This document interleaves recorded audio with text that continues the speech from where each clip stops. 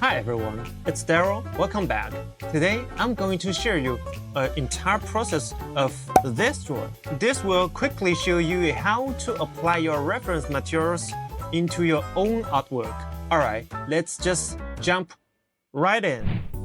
Today I mainly wanted to discuss how I utilize these reference materials into my own creation. Strictly speaking, this isn't a very serious creation. It's more like a demonstration, how to use your reference image.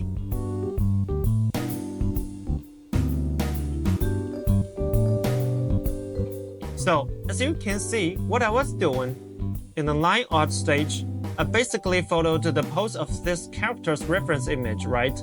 Whether it's the pose or the general base, it's pretty similar.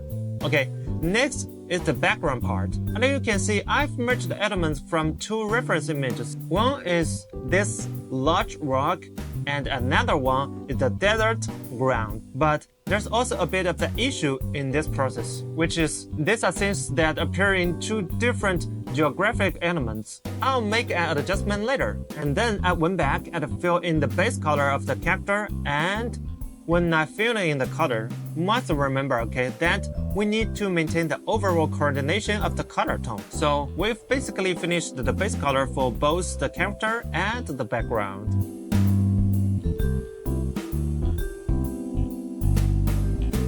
Next, we can start detailing. At this point, you can see again, I roughly referenced the view of the image in the top right corner.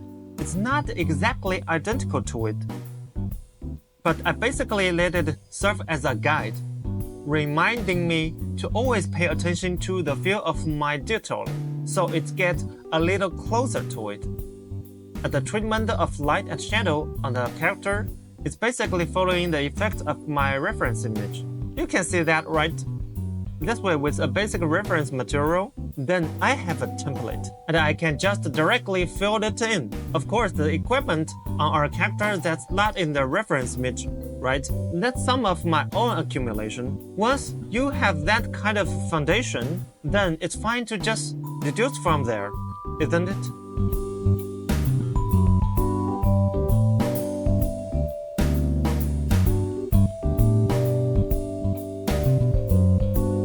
Alright, what I was doing at the time, I made a small adjustment earlier, but I forgot to record it.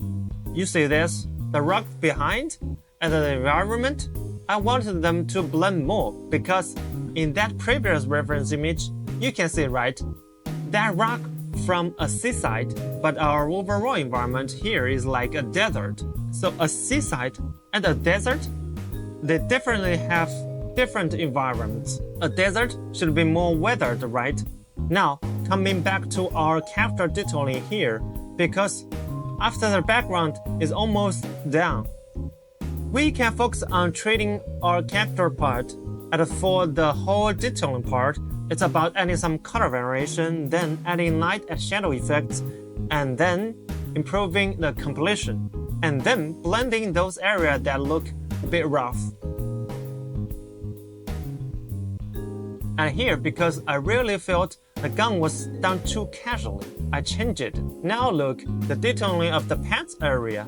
I also pretty much just roughly brought in the stuff from the reference image. You can't really call it copying, though. Yeah.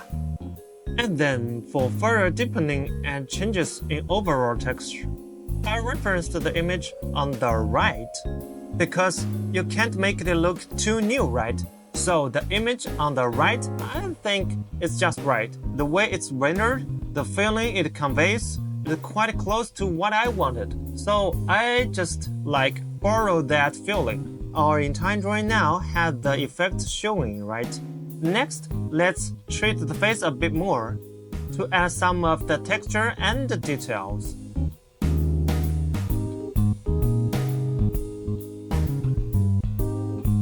The gun initially felt off to me, and because this also needs a bit of design, right, at first, so I just drew a general feel.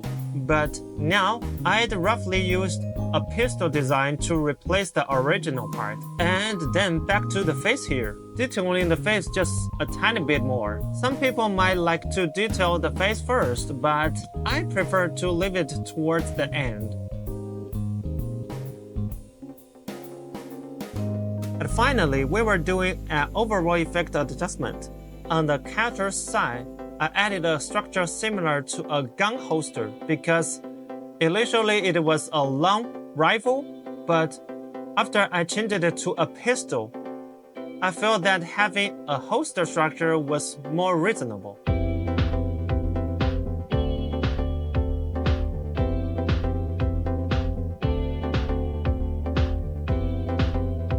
And now we are adjusting the overall color tone, so that blend more into the environment and atmosphere, rather than just being simple, isolated elements. Finally, we can do one more color adjustment, and this drawing is considered finished. I hope through this quick demonstration, you can get a sense of how to use reference images in your own artworks.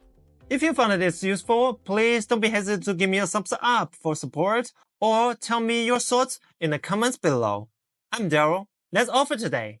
I'll see you next time. Bye bye.